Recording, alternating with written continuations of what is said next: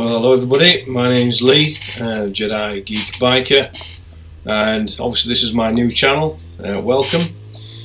Sorry, my office chair's creaking, I must sit still. So, I've ended up having to do the audio afterwards on this because it's not quite right on the video. So it's a bit of a shame, but I'll master it one day. So yeah, I've developed this channel because when I was doing my learning, my Mod 1 and 2, I found YouTube to be a massive help. Loads of things on there that helped me with the issues that I had and the things I was scared about. And MC Rider was a channel that helped me a lot. He's got some great videos on there, which just, you know, solved a few issues that I had and a few worries.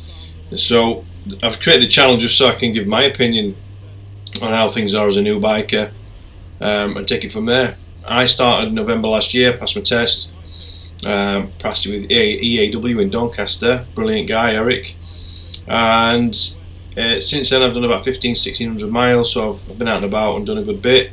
I did mean to make a video a lot sooner, but I can never seem to get the audio and video right, so I keep having to retry. So here I am. So basically your Mod 1 and your Mod 2, if you've not done them yet, you should have done your CBT. And obviously you'll be getting ready for your Mod 1, which is all about slow riding, manoeuvring at slow speed. You'll be going in and out of cones, doing figure of eights, emergency stop, object avoidance, that kind of thing. It's really useful. You'll find you'll use a lot of that stuff when you move on to your Mod 2 for roundabouts and basic manoeuvring. So you've got to get the Mod 1 done, and then obviously you'll move on to Mod 2. Mod 2 really is all about safety. It's all about, yeah, you need to ride a bike, you need to be able to ride the bike well, but everything comes down to safety, doing your mirror checks, shoulder checks, your life saver, that kind of thing, and just doing everything as safe as possible. And that's the main thing that they're focusing on. Yeah, if you can ride a bike you should be fine, but I think there's a lot more to it than what people realise.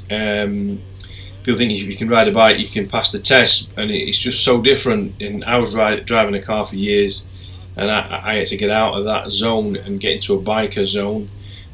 Everything's different, obviously we're more at risk, so everything we do is about looking out for dangers, looking ahead, trying to avoid any kind of problems, and obviously driving at the right speed. One of the things that Eric used to push to do was to drive at the speed limit, and there were some roads which, you know, there were 50 mile an hour roads, 60 mile an hour roads, and it was way out of our comfort zones, but certainly mine, to drive at speed. And I was stuck in bendy roads in the wet, because obviously November, like training September, October, it was wet a lot of the time, so everything, all the roads were mucky and wet, so we really were pushed to drive at the right speeds in those situations. So that obviously helps later on anyway, because now if I'm caught out in the rain I don't really care, because I know what I can and can't do and what the bike can do. And that's where MC Rider comes in again. He's got a great video on cornering in the wet, and he explains it in a scientific manner, which I found really useful. So you know, that's just something to bear in mind if you're hesitating on corners and roundabouts and everything else in the wet. His videos are great. I'll probably touch on it in a different video, just from my point of view really. Some of this is just really, because most things are covered on YouTube, it's brilliant, but these are just my my findings, if you like, and what I've noticed from riding a bike and doing the CVT in Mod 1 and Mod 2. After years of wanting to do it, I kept putting it off and different things, and the best thing I ever did, I think. It's so good to be out and about. On this particular journey I'm heading to Matlock. It's a lovely day, as you can see. So we're just driving through Stirrup at the minute. I'm going to go into the country, and again this is where your Mod 2 comes into play, because you'll be out learning, you'll be out riding the bike on the roads, you'll be able to deal with traffic.